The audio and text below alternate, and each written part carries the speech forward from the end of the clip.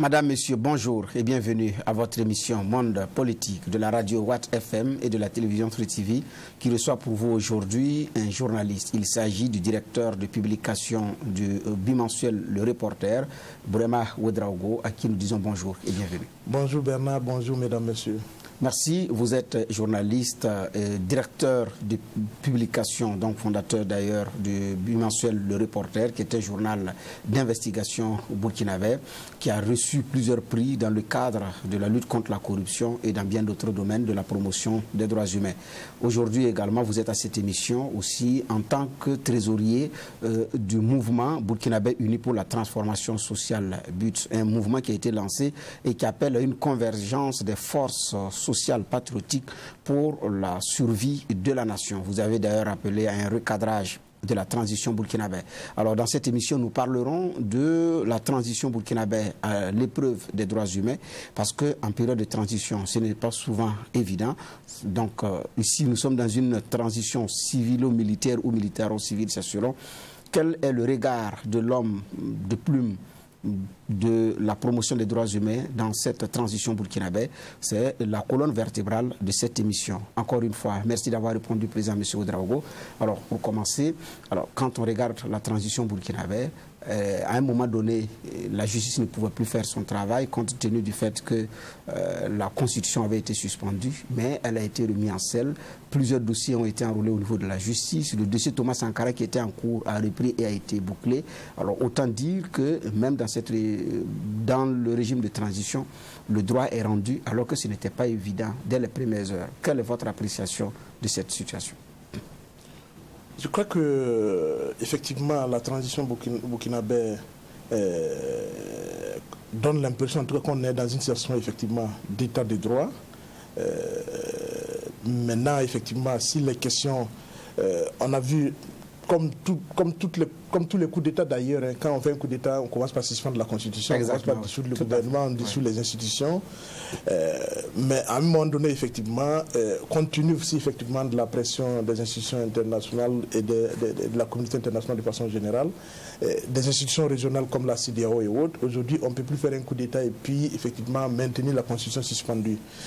On ne peut plus faire un coup d'État et puis effectivement gouverner de façon militaire par des ordonnances et sans aucune institution. Parce qu'en réalité, effectivement, aujourd'hui, le coup d'État ne peut s'expliquer que par le fait qu'il était nécessaire de rectifier la façon dont le pays était gouverné, notamment au niveau de l'exécutif. Cette justification ne peut pas prospérer si on dissout tout, si on balaie tout sur le passage. Ça veut dire effectivement qu'on instaure un régime totalitaire. Or, aujourd'hui, est-ce que quelqu'un peut instaurer un régime totalitaire au Burkina Faso et prospérer? Je doute fort. Parce que les Burkinabés ont appris à défendre les libertés, les Burkinabés ont conquis les libertés de haute lutte, parfois au prix du sang, et je ne pense pas effectivement que quelqu'un peut venir aujourd'hui ici effectivement instaurer un régime totalitaire. Donc, les militaires effectivement vivant dans notre société savent connaissent la ligne rouge à ne pas franchir. Et du reste, effectivement, quand vous regardez ce qui s'est passé, effectivement, eux-mêmes ont dit qu'ils sont venus pour rectifier une situation. Quand on vient pour rectifier une situation, on ne vient pas aggraver la situation. Donc, du coup, effectivement, il était de bon ton qu'on rétablisse la Constitution, qu'on remette, on permette aux institutions de la République de pouvoir fonctionner, même si certains ont été élagués, effectivement, pour qu'ils soient du moins à l'image de la transition, notamment l'Assemblée législative de la transition, puisqu'on a dissous l'Assemblée nationale, il fallait effectivement trouver une assemblée dans le cadre de cette transition. Donc on a instauré l'Assemblée législative de la transition et on a fait du président du Faso un chef d'État qui a plus ou moins les attributs d'un président normal. Quand il dit un président normal, c'est un président démocratiquement élu. Et dans le cas du Burkina, on a vu d'ailleurs que le président Damiba a même prêté serment. Il a même été investi. Il a prêté serment d'abord, après il a été investi. Donc l'un dans l'autre, même après avoir pris le pouvoir par les armes, il s'est donné une stature, en tout cas il a tenté de reposer son pouvoir si des institutions et si la Constitution, parce qu'en réalité la Constitution étant remise en selle, la charte dit d'ailleurs que la charte de la transition repose sur la Constitution, Et en fait, c'est quand il y a contradiction entre la Constitution et la Charte que les dispositions de la Charte s'appliquent. Donc l'un dans l'autre, on est effectivement dans... C'est comme si on est dans un ordre normal. Maintenant, effectivement, le fait de voir chaque fois les treillis à Kossiam nous rappelle effectivement que nous avons affaire à un pouvoir militaire. Le fait d'avoir beaucoup de trois tenues, de trois treillis qui sortent du Conseil des ministres aussi nous rappelle cela. Et puis, effectivement, certains acteurs ne manquent pas l'occasion de nous rappeler effectivement que, contrairement à ce qu'on croit, ce n'est pas l'état de droit et qu'il y a un pouvoir qui a été acquis sans l'aval du peuple, donc qui peut s'exercer aussi effectivement sans l'aval du peuple. Donc, globalement, je peux dire qu'on est dans un contexte où, effectivement, il y a une certaine tendance, en tout cas, il y a la tendance au respect du droit, la tendance à la défense des droits humains, effectivement, reste maintenue. Maintenant, effectivement, il y a un certain nombre de difficultés liées à la nature du pouvoir et ça, c'est tout à fait normal. D'accord. Alors que certains s'attendaient à ce que le lieutenant-colonel Damiba s'assume comme Goïta au Mali, comme Doumbouya en Guinée, qui ont une transition purement militaire, c'est vrai avec quelques civils à côté, mais c'est beaucoup plus militarisé qu'au Burkina Faso où les choses sont plus soft. Bon, il y en a qui s'attendaient à une fermeté du militaire dans la gestion de la chose politique, dans la gestion de la chose publique. Je crois qu'il faut faire la part des choses entre les cas maliens et les cas burkinabés. Les cas maliens, c'est qu'on a un pouvoir militaire, mais qui a l'onction du peuple. Aujourd'hui, quand il y a une situation au Mali, quand vous regardez les manifestations dans la voie, ce n'est pas des gens qu'on paye, ce n'est pas des gens qu'on instrumentalise, ce n'est pas des gens qui estiment qu'ils ont perdu le pouvoir, qui sortent pour soutenir un pour six. C'est deux contextes totalement différents. Le pouvoir malien, jusqu'à preuve du contraire, est porté en tout cas par une grande majorité du peuple malien qui se reconnaît effectivement en ce pouvoir et qui prend des initiatives qui sont effectivement des initiatives salutaires. Quand vous regardez aujourd'hui tous les efforts que le Mali fait dans la défense de la souveraineté du Mali, c'est quelque chose que beaucoup de jeunes Africains, ce n'est pas seulement les Maliens, beaucoup de jeunes Africains se reconnaissent en l'action de Goïta sur ces questions-là. Maintenant, dans le cas du Burkina Faso, on a comme l'impression, c'est totalement différent, on a un groupe d'officiers qui donne l'impression effectivement de nous ramener en arrière au lieu de nous faire progresser, qui donne l'impression d'être, comme on appelle, coachés par des politiciens qui relèvent, si je peux m'exprimer ainsi, des reliques de l'histoire, parce que effectivement, quand on regarde ceux qui sont remis en scène, n'eût été le coup d'État, on n'aurait jamais espéré revoir certaines personnes sur la scène politique nationale. Donc, on a comme l'impression qu'effectivement, au Burkina, pendant que on attendait effectivement, à défaut d'une révolution, au moins des initiatives progressistes, on a effectivement, sur le plan politique, une tendance à la régression, une tendance à l'instauration de la réaction, si je peux m'exprimer ainsi, alors que les jeunes burkinabés attendaient effectivement une certaine révolution. Deuxième chose qui fait la différence, c'est aussi le fait qu'au Mali, nous avons des civils qui, quand on dit que le pouvoir malien est plus radicalisé, ceux qui s'expriment le plus, ce n'est pas les civils. Quand vous prenez le Premier ministre, même si actuellement il est convalescent, c'est pratiquement lui qui tient le discours de l'émancipation du peuple malien. Quand vous prenez le ministre des Affaires étrangères, c'est un civil, c'est lui qui tient le discours effectivement de l'émancipation du peuple malien et du respect de la souveraineté du Mali, du respect du Mali sur la scène internationale. Et c'est des acteurs qui forcent respect auprès de la jeunesse burkinabé. Quand vous prenez notre transition, on a comme l'impression effectivement que les gens gèrent le quotidien et on se contente de peu, on ne voit rien venir. Donc comment on ne peut pas effectivement mobiliser le peuple dans cette situation, sauf les soutiens.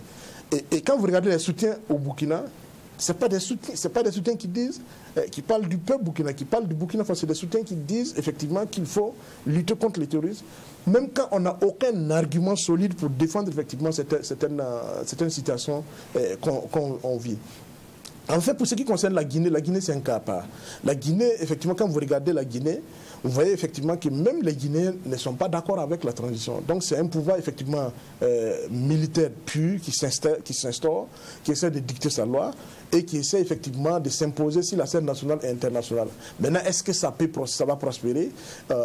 Moi, j'ai bien peur que dans le cas de la Guinée, contrairement à ce qu'on croit, que le pouvoir militaire ne perpétue la transition d'instabilité de la Guinée depuis les années 60. Et vous regardez déjà les manifestations avec les morts qu'il y a, on a bien peur qu'au terme de cette transition, la Guinée ait du mal, la Guinée ait beaucoup de cadavres dans ses placards. Et ça, c'est extrêmement dangereux. Donc, il faut travailler effectivement à apaiser cette situation en Guinée, travailler effectivement à faire en sorte que aussi respecter qu'elle soit, la transition malienne ne s'accroche pas au pouvoir, parce que la place des militaires, je l'ai toujours dit, c'est pas de s'accrocher au pouvoir d'État. S'ils estiment qu'ils ont un projet politique pour leur peuple, ils déposent les treillis, ils rentrent en politique comme tout le monde et ils compétissent à armes égales avec tous les autres citoyens. C'est ça la réalité. Dans le cas du Burkina, et je l'ai dit et je le répète, cette transition-là ne peut pas continuer ainsi, on ne peut pas tenir 2 ans comme ça. Donc il faut effectivement un nécessaire recadrage. Si on refuse de recadrer la transition aujourd'hui, on va se retrouver dans l'engrenage total. Et je ne crois pas que le projet politique de Damiba et ses compagnons, c'est de transformer le Burkina Faso en Somalie.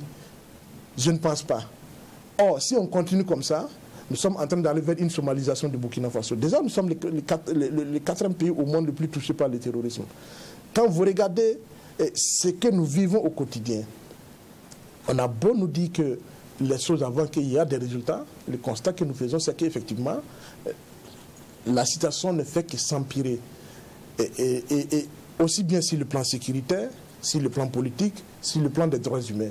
Sur le plan des droits humains, effectivement, ce qui est dangereux, c'est l'émergence de ces groupuscules incontrôlés qui disent soutenir la transition et qui veulent dicter les lois, se mettre au-dessus de la loi. Donc, en attendant de venir à ce groupuscule dans la conduite, en tout cas, le chef de l'État tente de faire ce qui est normal dans une situation qui n'est pas normale, parce que le coup d'État n'est pas une situation normale, mais il tente de faire les choses à la normale, garantir les différentes libertés, garantir le respect de la Constitution, garantir le fait que le droit soit toujours dit, que la justice soit toujours rendue. C'est quand même des avancées, c'est des points positifs de cette transition dans la conduite de la cité. Oui, c'est ce que je disais. Lui-même ayant prêté serment, c'est là où effectivement, on a comme l'impression effectivement qu'il n'avait pas pris aussi la pleine mesure de ses engagements au départ. Ah oui? Parce que quand on va prêter serment pour défendre la Constitution, quand on va prêter serment effectivement de protéger le droit et la justice, de faire en sorte que tous les Burkinabés aient accès à la justice, on ne déroule pas le tapis rouge pour quelqu'un qui est condamné à la perpétuité. Quand on prête serment effectivement pour défendre la Constitution, pour protéger les Burkinabés, on ne force pas la réconciliation nationale, on ne décrète pas la réconciliation nationale. La réconciliation nationale, c'est un processus. Et moi, je ne pense pas, et je fais partie de ceux qui pensent, que si on est animé d'une véritable volonté de réconcilier les Burkinabés, on ne cherche pas à le faire en 2 ans, parce que de Blaise Compaoré à Roch-Kaboré, tout le monde a voulu faire de la réconciliation nationale et personne n'a réussi, malgré tout le temps qu'il y avait. Donc ce n'est pas en 2 ans qu'on va venir plier ce que les autres n'ont pas réussi. Par contre, en 2 ans, on peut créer les conditions pour que même après la transition, les Burkinabés n'aient d'autre choix que de se réconcilier. La première des choses à faire, ce n'est pas de dire qu'il faut nous réconcilier, il faut la cohésion sociale. La première des choses, c'est l'exemplarité dans la conduite des choses. Est-ce qu'aujourd'hui, la façon dont la transition elle-même est animée est inclusive de l'ensemble des acteurs, de l'ensemble des composantes sociopolitiques du Burkina Faso? Ça ne l'est pas? Je dis non. Quand vous regardez, il y a une partie de la société burkinabé qui est ostracisée, notamment les politiques. Quand vous regardez, je ne suis pas militant du parti politique, mais moi j'aurais été responsable du parti politique, j'aurais refusé d'aller au CNT. Quand vous regardez toute la classe politique, il n'y a que 8 représentants. Et si les 8 représentants, vous voyez comment on a saucissonné les différents courants politiques pour les amener à 8 représentants. Deuxième chose, quand vous regardez l'animation de la transition, on a comme l'impression que les acteurs de l'insurrection populaire de 2014 sont devenus aujourd'hui des parias dans la société et qu'il faut bannir à toutes les instances de la transition et qu'il faut même faire en sorte effectivement qu'on les ostracise. Qu'est-ce que vous faites dire ça? Mais c'est le constat. Quand vous regardez aujourd'hui, tous ceux qui effectivement essaient de ne pas penser comme eux, qui relèvent de la transition, qui ont participé à l'insurrection populaire de 2014, sont effectivement à des situations où c'est eux qui on accuse de tout aujourd'hui. Pendant qu'on parle d'insurrection, quand vous regardez les activistes qui prétendent soutenir le pouvoir militaire, ils indexent les acteurs de l'insurrection comme étant les responsables de tous les malheurs du pays. c'est vous qui avez brûlé le pays en 2014, on ne vous permettra plus de faire quoi que ce soit. Vous trompez, cette fois-ci-là, on ne va pas vous laisser, ainsi de suite. Et puis, dans la pratique, regardez la configuration aussi bien de toutes les instances de la transition. Dites-moi qui a insurgé dedans. Regardez tout, que ce soit. Moi, je ne vois pas d'insurgés véritables dedans.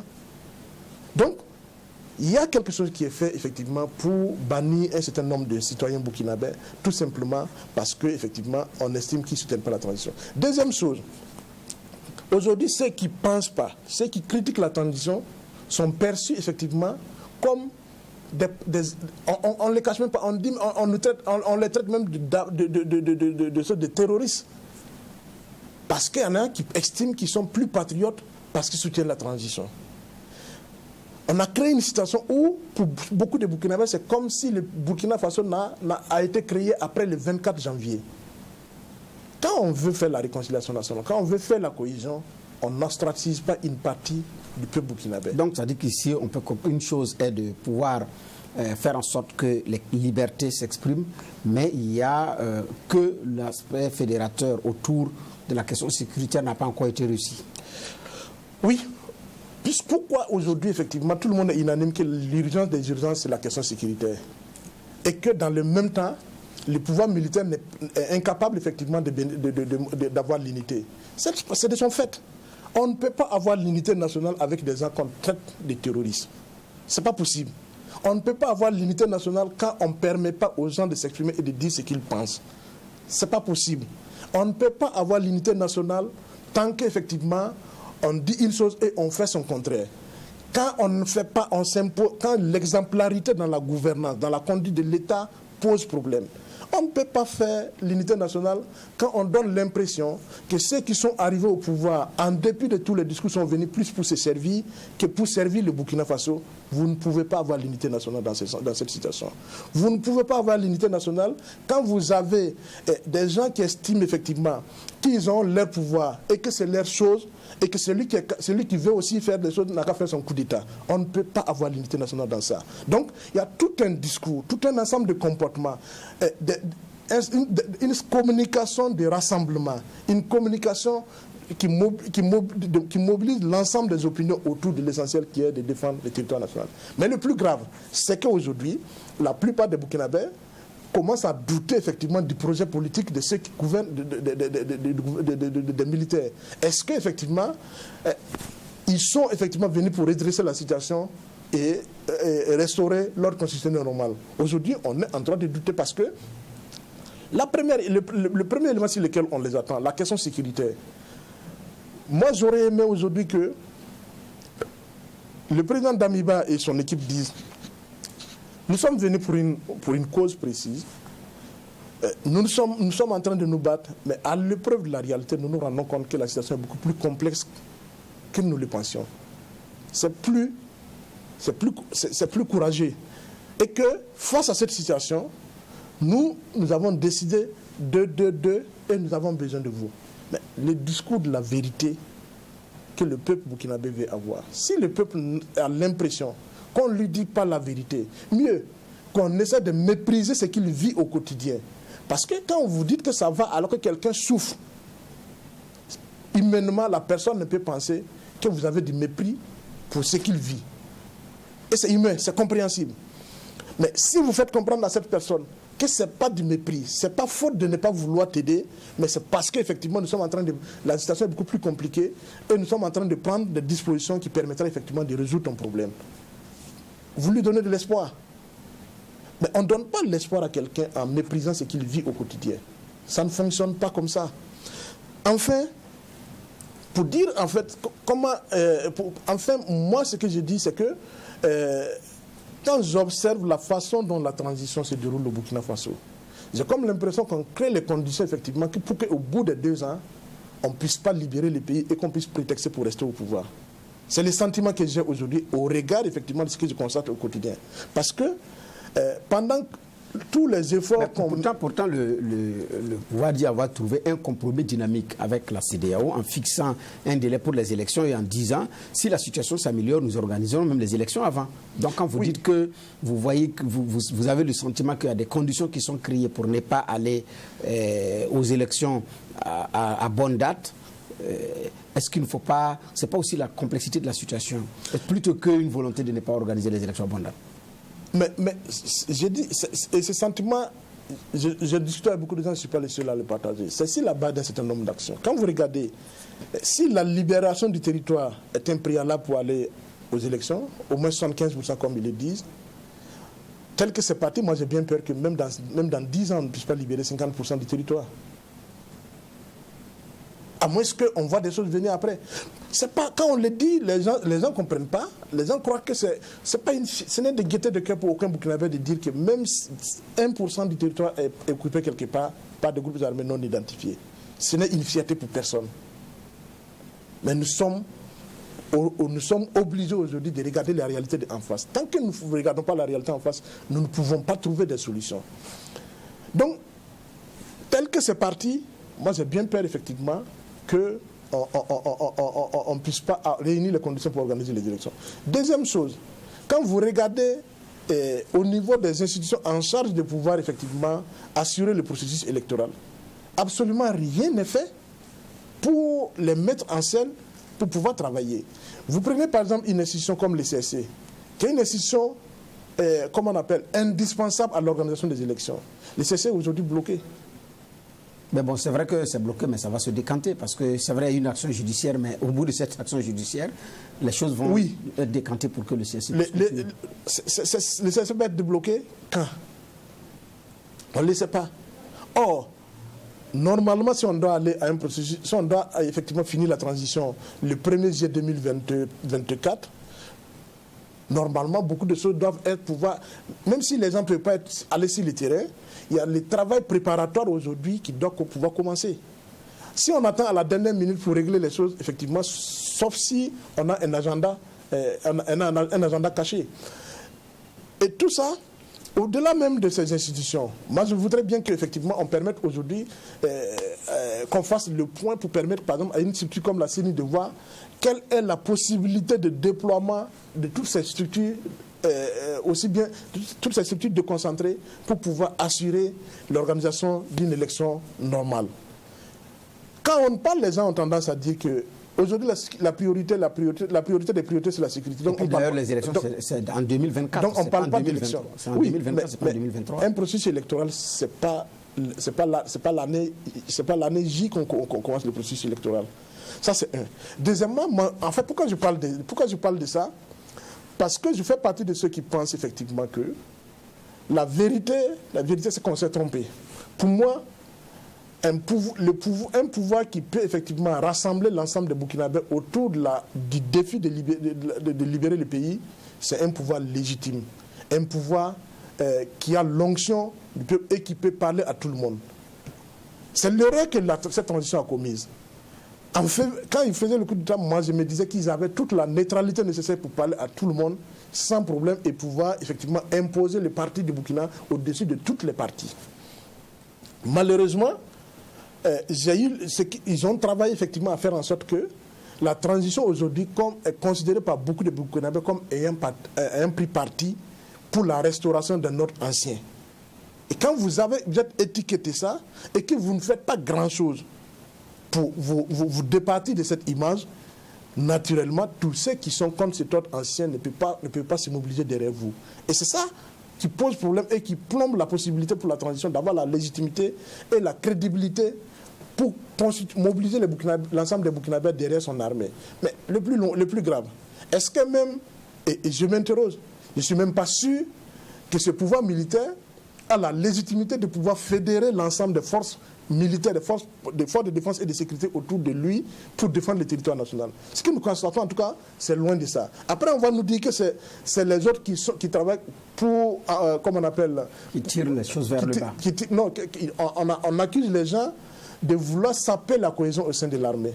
Moi, je dis, il ne faut pas accuser les gens.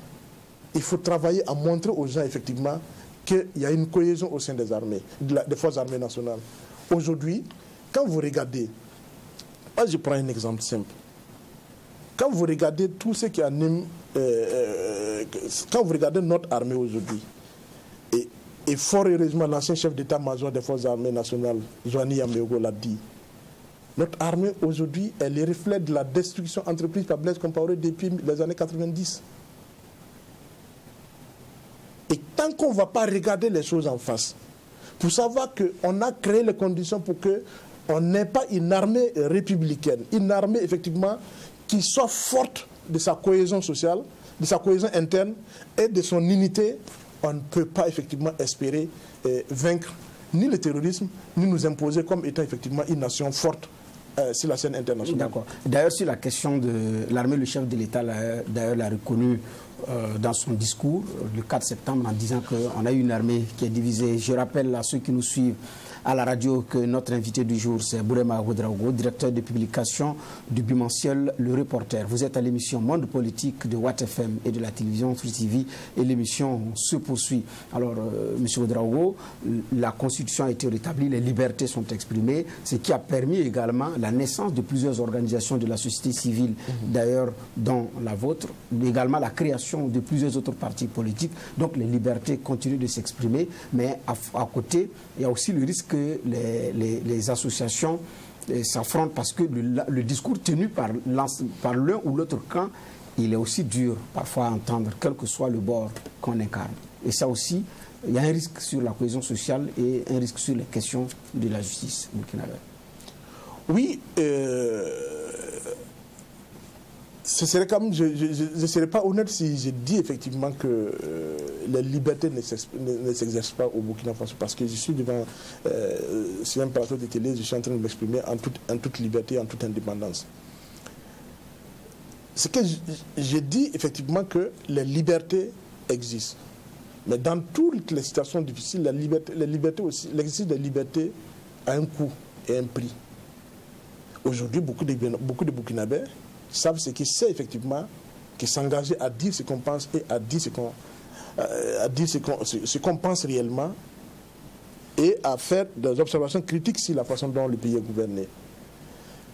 Ceux qui ont le plus effectivement par contre, c'est vrai que les gens peuvent penser que le discours est dur par rapport à ceux qui critiquent. Mais en fait, il y a des faits suffisamment graves qui se passent dans notre pays que, en fait, il est difficile de trouver des mots suffisamment, comme on appelle, conciliants pour le dire. Quand vous prêtez serment et que vous faites le contraire du serment que vous avez prêté, quand ceux qui critiquent vont le dire, chacun y va de son discours. Quel est le contraire de ce qui a été dit? Quand on dit qu'on a prêté serment pour défendre la justice, pour protéger pour défendre la Constitution. La Constitution burkinabé garantit effectivement que tous les Burkinabés puissent faire entendre les droits devant une juridiction. Il y a des gens dont les membres de la famille ont été victimes d'une situation. La justice a tranché, a condamné des gens. Et au terme effectivement du droit burkinabé, le pouvoir exécutif a l'obligation effectivement de faire respecter les décisions de justice. Donc quand on prête serment de défendre la Constitution et de faire en sorte que tous les Burkinabés aient accès à la justice, on ne permet pas à un condamné à la perpétuité, on ne lui déroule pas le tapis rouge et qu'on le reçoit au palais présidentiel et le remet dans l'avion pour qu'il reparte comme si de rien n'était. Les gens ont tendance à dire que c'est des banalités, mais ce n'est pas des banalités. C'est extrêmement important quand effectivement, parce qu'un homme, pour moi, qui prétend à la dignité de diriger les autres, sa parole d'honneur est la première richesse qu'il puisse avoir. C'est le premier élément de crédit et de légitimité vis-à-vis des autres. Pourtant, il a dit que ce n'est pas dans le sens de fouler au pied la justice burkinabé. C'est au nom de quel article, de quel texte de loi qui lui autorise à faire ce qu'il a fait en tant que président. S'il y a quelque chose qui lui autorise ça, qu'on le sorte, qu'on le dise juridiquement, c'est autorisé. Nous sommes ici des questions de principe. Et on ne transige pas les principes quand on est au sommet de l'État. Parce que gouverner par l'exemplarité, commence effectivement par le respect des principes sur lesquels on s'est engagé. Deuxième chose, quand vous dites que nous allons gouverner par l'exemple et par l'exemplarité, par l'exemple et dans la sobriété, et le premier acte de votre gouvernement, c'est de faire doubler les salaires, y compris les salaires du président du Faso, je crois effectivement qu'on dit le contraire de ce qu'on a annoncé comme discours. Troisième chose, quand aujourd'hui on parle de cohésion, de réconciliation nationale, et que dans le même temps, des Burkinabés se sentent effectivement menacés. Des Burkinabés, on incendie des véhicules des Burkinabés. On crée les conditions effectivement pour que certains Burkinabés vivent la peur au quotidien. On ne fait pas de la réconciliation. Quand on décide effectivement de gérer certains problèmes politiques, on ne sait même pas pourquoi on s'en occupe d'ailleurs. Parce que moi, c'est toujours dit, quand je regarde ceux qui gouvernent le pays, le président Damiba a 41 ans, c'est un jeune. Moi, j'aurais espéré effectivement qu'on nous tire un peu vers le progrès, que ces jeunes-là nous fassent rêver. Mais j'ai comme l'impression que ces jeunes-là nous travaillent à nous faire regretter effectivement des choses contre lesquelles on s'est battu pendant des années. Et ça ne fonctionne pas comme ça. Ça fonctionne. Aucune société ne peut fonctionner effectivement et avoir l'unité souhaitée pour son progrès tant que les gens, ou en tout cas la direction, donne l'impression de faire des marchés en reculant. Or, malheureusement, c'est la situation dans laquelle on semble être avec cette transition. D'accord. Sur le plan de l'exercice des libertés, le journaliste Serge Théophile Balima que nous avons reçu ici, oui, vous pouvez aller. Sur le plan de l'expression des libertés, le journaliste Serge Théophile Balima que nous avons reçu à cette émission Monde Politique la semaine dernière avait manifesté son inquiétude par rapport au risque d'affrontement entre les acteurs de la société civile. Vous êtes dans un mouvement de la société civile. On a vu ce qui s'est passé au stade. D'ailleurs, l'affaire est devant les tribunaux au Burkinabé.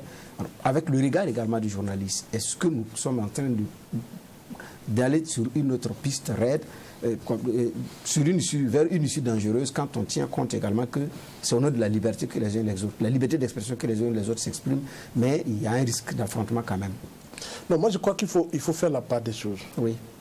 Entre les gens qui exercent leur liberté, oui, et des individus qui ont choisi, qui ont fait le choix d'empêcher les autres d'exercer leur liberté.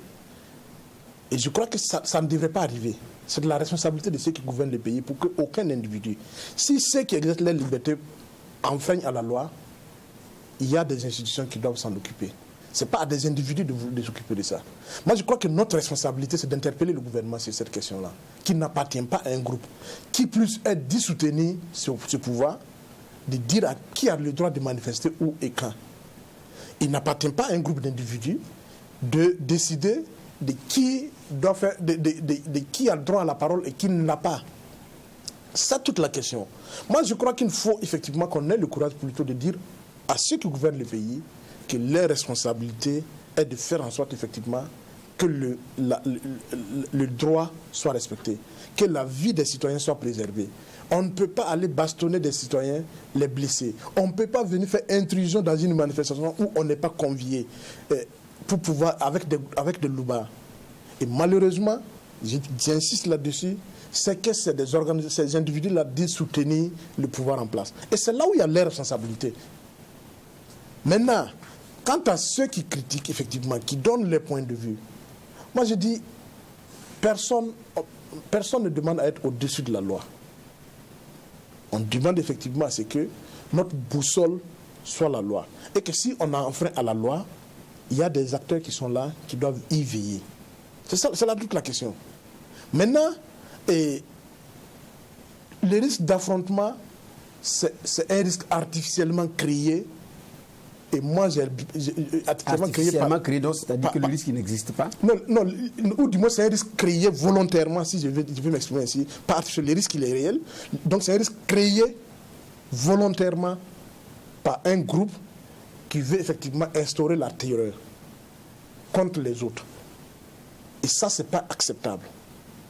C'est là où effectivement il faut faire la part des choses. Moi je ne mélange pas les serviettes et les torchons. Moi je dis, il y a effectivement un ensemble d'acteurs. Même dans les soutiens du président, du président de la transition, il y a des gens qui sont responsables. Ce n'est pas tout le monde qui sont des loupards. Ce n'est pas tout le monde qui va perturber les manifestations. Mais tant qu'on se met effectivement dans une logique où effectivement les uns et les autres défendent leurs propositions et que c'est le débat d'idées, moi je ne vois pas où il y a un problème. Alors c'est connu au niveau, il y a des moments où le monarque est victime ou otage de son entourage. On l'a vu avec le président Blaise Compaoré d'ailleurs lors de certains procès, que ce soit le procès du coup d'État de 2015, que ce soit le procès d'Abo Boukari, où des chefs militaires ont eu à dire qu'il y a des moments où vous avez des éléments que vous ne contrôlez plus et le chef d'ailleurs est obligé de se plier. Il y a aussi l'action de ces cas d'éléments incontrôlés. Est-ce que dans notre cas, nous sommes dans une situation où certains groupes sont le fait d'éléments incontrôlés ou isolés, mais qui disent rendre service au chef, ou bien vous avez l'impression que c'est voulu? Moi, j'ai la faiblesse de penser que quelqu'un qui gouverne le pays ne peut pas effectivement avoir ne peut pas soutenir ces initiatives-là. Je crois effectivement que certains essaient de le faire pour donner l'impression que c'est un excès de zèle pour montrer le soutien. Et pour défendre une position acquise actuellement et qu'on sait qu'on peut perdre si effectivement ce pouvoir n'est pas là. Vous savez, que ce soit de Blaise Compaoré à Roch-Kaboré, de Blaise Compaoré, de Roch-Kaboré ou de Damiba, c'est comme vous l'avez dit, le roi il a toujours ses courtisans. Et parmi les courtisans, il y a des gens qui sont effectivement, il y a tous les extrêmes. Donc il n'est pas exclu effectivement que dans notre contexte actuel, il y ait des extrémistes dans les camps effectivement des soutiens et du pouvoir de transition qui veulent effectivement imposer leur desiderata comme étant effectivement en tout cas l'expression de leur soutien au pouvoir en place. Mais au-delà de tout ça, moi je dis, c'est parce que certains Burkinabés, au nom de leurs intérêts personnels, sont prêts à tout effectivement pour les défendre. Surtout quand c'est arrivé de façon inespérée. Il y a des gens aujourd'hui, la transition, c'est leur site minier, c'est leur or, c'est leur trou, comme on peut dire, leur trou d'or. Ils ont trouvé leur filon. Voilà, c'est leur filon. Et sans la transition, ils ne sont rien. Certains peuvent devenir fous, effectivement, à l'idée de perdre ce qu'ils ont aujourd'hui comme avantage, comme opportunité. C'est humainement compréhensible. Mais nous disons effectivement qu'il est de la responsabilité du chef de l'État, du gouvernement, de la transition de façon globale, de sensibiliser ceux qui prétendent les soutenir pour leur faire comprendre que, en fait, ce qu'ils veulent défendre, ils ne pourront pas la sauver, ils ne pourront pas le défendre par la violence. Bien au contraire, ils peuvent trouver des moyens de défendre leurs choses, si je peux m'exprimer ainsi, en ayant dans la courtoisie républicaine et dans le respect des droits des autres.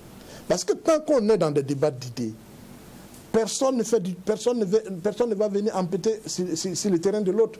Après, c'est l'opinion qui tranche. Tant qu'on reste dans le droit, je crois effectivement qu'on rend service à la fois à ceux qu'on prétend soutenir, mais également aussi, on montre que nous sommes un peuple capable effectivement de transcender nos intérêts égoïstes, nos divergences individuelles, pour aller effectivement vers une dynamique collective qui est effectivement celui de préserver notre pays de tous les risques de dérapage et de tout ce qui pourrait être de danger pour son avenir. C'est là toute la réflexion. Et j'insiste dessus, pour y arriver, il faut un leadership politique éclairé et assumé. Et c'est malheureusement là où la transition a une grosse faiblesse. La transition a un problème de leadership. La transition a un problème d'orientation politique claire et nette, connue des Burkinabés. La transition donne l'impression effectivement de ramer dans des labyrinthes politiques insaisissables par bien des Burkinabés. Et ça, effectivement, ce n'est pas à son avantage. Donc vous voulez dire qu'aujourd'hui, vous ne savez pas où va cette transition? Aujourd'hui, on ne sait pas où va la transition, on ne sait pas exactement c'est quoi, parce qu'on a comme l'impression que ça va dans tous les sens. Quand vous prenez, par exemple, une transition qui arrive avec une charte, et mieux, un agenda de la transition, en fait, tout devrait comme on appelle, découler, parce que ça a été réfléchi à l'avance. On a comme l'impression que même l'agenda de la transition aujourd'hui est renvoyé aux oubliettes. Quand vous dites aux gens que la priorité des priorités, c'est la sécurité, et vous n'arrivez pas à mobiliser les gens, mais curieusement, vous arrivez à mobiliser les mêmes personnes pour faire de l'opération Banabana. Allez-y comprendre. Quand on dit qu'on veut défendre les territoires, qu'on n'a pas les moyens et qu'on veut mobiliser 15 000 jeunes, ou c'est combien de jeunes effectivement autour de cette histoire pour faire comme des animateurs sportifs. C'est bon. Mais est-ce qu'aujourd'hui, c'est la priorité pour le Burkina Faso? Est-ce qu'aujourd'hui, ce n'est pas en décalage avec même le discours qu'on a au sommet de l'État? Donc nous allons vous permettre de prendre un verre d'eau. Madame, Monsieur, vous êtes toujours à l'émission Monde Politique de Watt FM et notre invité aujourd'hui c'est Bourema Ouedraogo, directeur de publication du bimensuel Le Reporter, un journal d'investigation. Il est par ailleurs trésorier du mouvement burkinabé uni pour la transformation sociale. Et donc nous poursuivons cette émission dans le cadre de la justice, donc de la promotion des droits humains. La justice continue d'être rendue.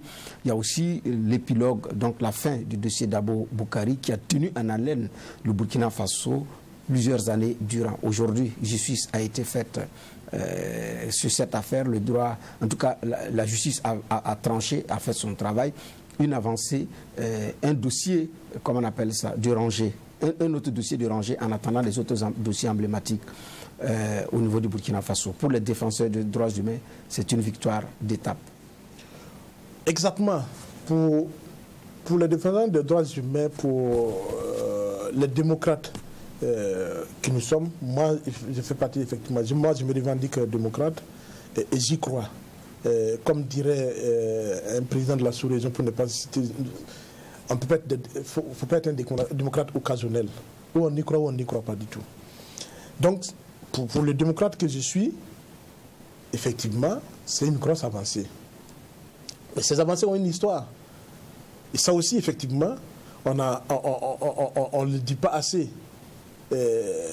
Ces dossiers-là, on a pu effectivement les enclencher qu'avec la chute de Blaise Compaoré. Que ce soit le dossier Thomas Sankara, que ce soit le dossier d'Abou Boukari, que ce soit le dossier Norbert Zongo en cours. Donc, et quand on regarde déjà les deux procès qu'on a eu, ou les deux procès, d'ailleurs, disons même les trois procès, parce que si on remonte au procès du coup d'État du 16 septembre 2015, on ajoute le procès de Thomas Sankara et le procès d'Abou Boukari, vous regardez au fond, il y a en filigrane le procès de notre armée, qui a été à un moment donné un instrument de violation des droits des citoyens. C'est le procès d'une partie de la conception de l'armée qu'avait Blaise Compaoré et sa suite. Je citais tantôt le chef d'état-major de l'armée, Zouani Yameogo, qui a dû démissionner parce qu'il ne supportait pas effectivement la façon dont certains éléments de l'armée se conduisaient au sein d'une armée. Il raconte des scènes où effectivement il a voulu corriger ce qui était militairement incorrect et que le président du Faso, chef suprême des armées, lui a dit de laisser tomber. Donc aujourd'hui, ce qu'on a aujourd'hui, il ne faut pas que les gens lisent mal, il faut que les gens lisent ces procès-là en filigrane. Ce qui est en jeu et qui nous montre aujourd'hui, c'est que pendant longtemps, le droit à la vie du citoyen burkinabé ne comptait que tant que ça ne dérangeait pas les princes qui gouvernaient le pays. C'était ça la question du fond. Quand on vous dit qu'un militaire a abattu quelqu'un pour une affaire de femme et que le chef d'état-major saisit le président du Faso qui dit non, laisse tomber. C'est quelle armée on construit comme ça?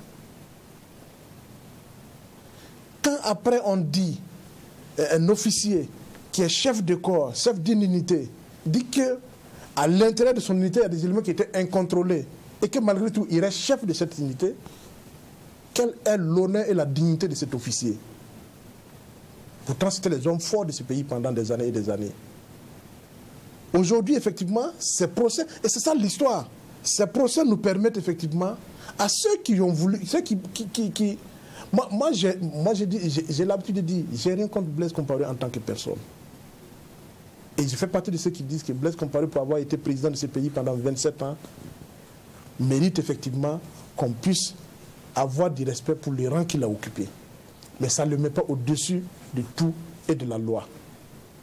Ce qu'il doit assumer, il assume courageusement, et en fonction de ce qu'il a été, le peuple burkinabé dans son infinie magnanimité trouvera une solution par rapport à son problème particulier. Dans ce procès, en même temps qu'il conduit le droit à une valeur pédagogique. C'est plus que pédagogique.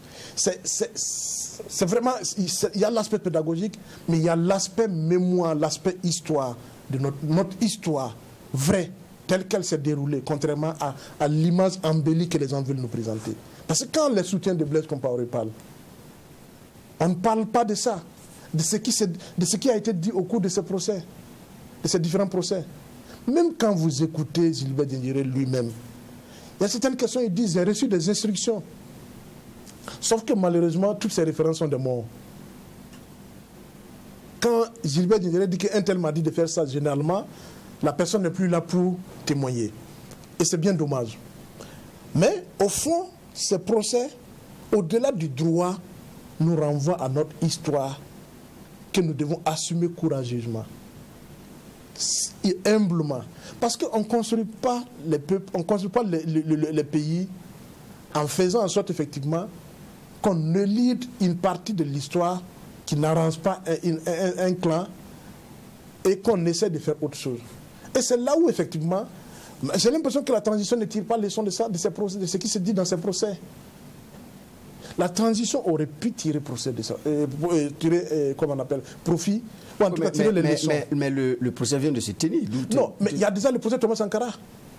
Vous dites que la transition ne tire pas de leçons, je ne vous comprends pas. Non, quand vous regardez le procès Thomas Sankara, tel que ça déroulait, et tous les débats qu'il y a eu par rapport à notre armée, par rapport à un certain nombre d'acteurs, on ne vient pas après, effectivement, pour tenter de forcer, au nom de la réconciliation, à réhabiliter certaines personnes. Parce que ce qui se passe, c'est comme si on travaille à réhabiliter des individus qui, effectivement, ont été rattrapés par l'histoire. Et c'est ça qui pose problème. Donc, pour revenir à la question du droit, j'ai dit que ces procès, effectivement, ont été, effectivement, l'aboutissement de la demande d'une demande de justice pendant longtemps et qui aujourd'hui doit permettre à ces familles-là de dire enfin justice a été rendue. Et regardez comment on appelle le sens de l'honneur et de la dignité de la famille de Dabo, qui montre que en fait, il y a pas de, c'est pas de la vengeance qu'ils cherchent, ils ne cherchent pas quoi que ce soit. Ils ont demandé le franc symbolique et la construction de la tombe. S'il vous plaît. La famille Thomas Sankara a demandé le franc symbolique. Alors, ça veut dire effectivement que ces gens n'attendaient que justice. Et si justice a été rendue, disons effectivement, alhamdoulilah, et tirons les leçons pour que demain, en fait c'est ça le plus important, pour que demain, on n'ait pas à vouloir refaire ces procès-là dans 10, 15, 20 ans parce qu'effectivement, on a recommencé à faire les mêmes, à revivre les mêmes tragédies parce qu'effectivement, au nom du pouvoir, on a tué des gens ou au nom du pouvoir, on a brimé les droits des gens. D'accord. Alors, ce que vous dites est intéressant, effectivement, sur la liberté d'expression qui existe. Il y en a qui en abusent. Il y a un procès actuellement, le verdict d'ailleurs est attendu le 30 septembre, l'affaire Kamao, mais aussi il y a les affaires connexes, l'affaire Kamao qui est devant les juridictions, et ceux également qui sont allés empêcher, qui ont voulu exprimer également leur liberté. Donc, ces personnes-là qui ont été mises aux arrêts et de ceux qui sont devant la justice, est-ce qu'un début par rapport à comment on appelle ça, à ce que les uns et les autres puissent s'exprimer en toute liberté, mais avec suffisamment de recul et de responsabilité? Je crois qu'il y a... Parce qu'au Burkina, à un moment donné, ça fait flop. Il y a eu un abus à un moment donné, quand même. Les abus n'ont pas commencé aujourd'hui. Moi, je fais partie de ceux qui disaient, d'ailleurs, depuis Blaise Compaoré, que quand on aspire à gouverner le pays et que on a... ça, c'était à l'intention des politiques. Quand on aspire à gouverner le pays, quand on aspire à un certain leadership, on n'instrumentalise pas les autres pour qu'ils attaquent les autres dans ce qui pourrait être leur dignité d'homme. Parce qu'on peut tout perdre à un moment donné. Mais ce qui va nous rester, c'est notre dignité en tant qu'homme. Donc, quand on aspire à un certain niveau de responsabilité, à un leadership, on évite effectivement de s'en prendre aux hommes dans leur dignité et dans leur intégrité physique. Ça, c'est mon point de vue. Alors, ce qui se passe aujourd'hui, c'est que il y a des gens qui ont regardé une situation, qui ont apporté, effectivement, qui ont dit ce qu'ils pensent, avec les termes qui sont les leurs. Je parle du procès Kamao. Je ne voudrais pas rentrer dans les détails parce que le procès a eu lieu hier, il a été mis en délibéré pour le 30. Il y a eu tout un débat. On a entendu on a entendu effectivement les présumés qui s'expliquaient de long en large par rapport à élément après élément, ce qui justifie effectivement chaque mot de son discours.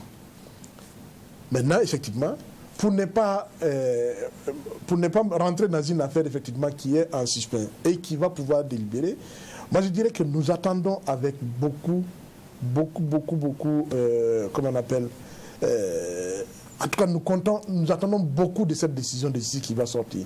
Parce qu'en fait, le plus important, c'est qu'effectivement, au sortir au rendu de ce délibéré, que les Burkinabés aient le sentiment effectivement que ici le droit a été dit et que la décision est plus judiciaire et non politique. C'est valable pour les autres dossiers qui sont en suspens. Et en même temps que ceux qui vont vouloir également s'en prendre aux autorités de façon outrageuse, que ce soit une leçon aussi, parce que, comme vous l'avez dit, ça ne date pas d'aujourd'hui, ceux qui s'en prennent publiquement, qui diffament ou qui insultent nos autorités, sauf que le procureur bouge moins. Mais ce qui est inquiétant dans cette affaire, justement, c'est, pour moi, ça peut pas être outrageant pour certains.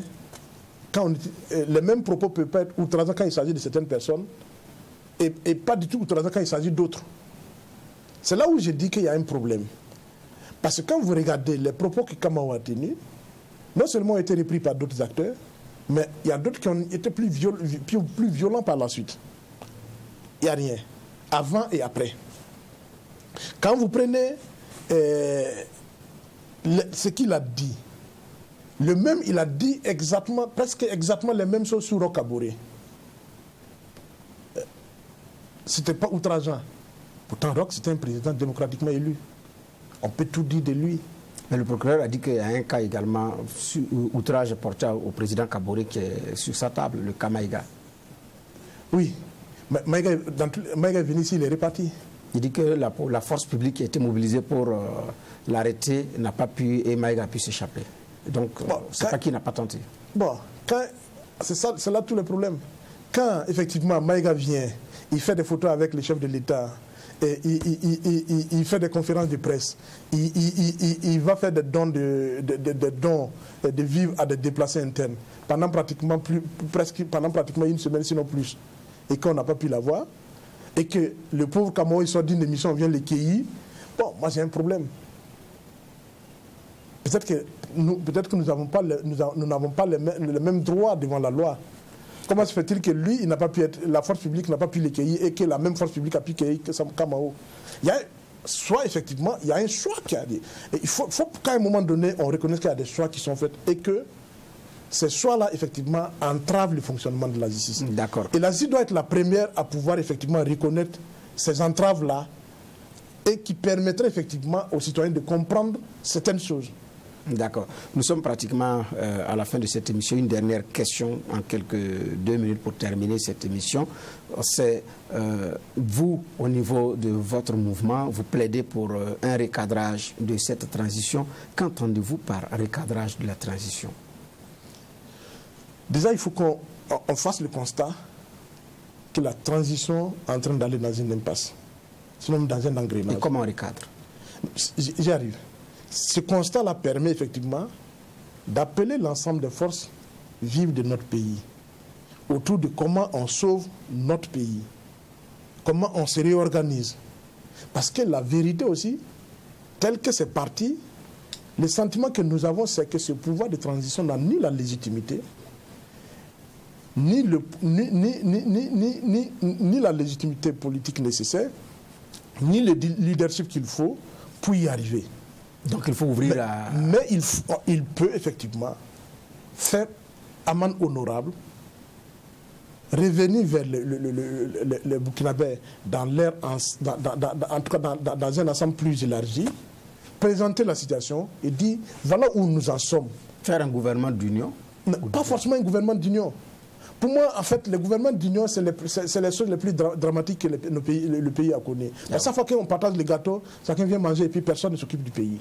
Ce qu'il faut, effectivement, c'est de dire, peut-être qu'on arrivera à une situation où on dit, l'ALT, là, peut-être qu'on a besoin de... Il faut qu'on remette tout à plat, on met peut-être 50 députés pour légiférer au cas où il y a besoin. Qu'on met peut-être un gouvernement de 10 ou 15 membres. Qu'on recentre un certain nombre de pouvoirs, qu'on mette peut-être une superstructure auprès du président de façon pour gérer un certain nombre de choses. De façon vraiment indépendante de tous les courants politiques. Ça dit qu'il faut faire en sorte que le plus important, c'est le Burkina Faso, comment on sort de cette situation. De créer les conditions pour renforcer et améliorer la cohésion des forces armées nationales et mobiliser tout ce que le Burkina compte comme officiers, sous-officiers, hommes du rang, autour de la question de comment on défend, on protège notre territoire. De voir comment la jeunesse burkinabé, dans son ensemble, peut se mobiliser, chacun en fonction de ses capacités, pour rejoindre le front. Rejoindre le front, ce n'est pas forcément aller prendre des armes. On peut faire la guerre autrement. Donc, c'est comment on crée ces conditions-là. Moi, je pense qu'il y a une réflexion en profondeur qu'il faut qu'on mène sur cette transition-là et que le reste du temps qui nous est imparti suffit pour régler ces questions si on est tous animés d'une bonne volonté. Si on refuse ça, on fonce directement vers le chaos. Et c'est ce que nous voulons éviter. Parce qu'en fait, quand nous parlons de recadrage de la transition, il y a des gens qui pensent qu'effectivement, c'est un coup d'État que nous voulons faire. Mais comment on peut faire un coup d'État avec un discours, avec des propositions? Est-ce qu'on nous a déjà vu appeler effectivement à la démission de qui que ce soit?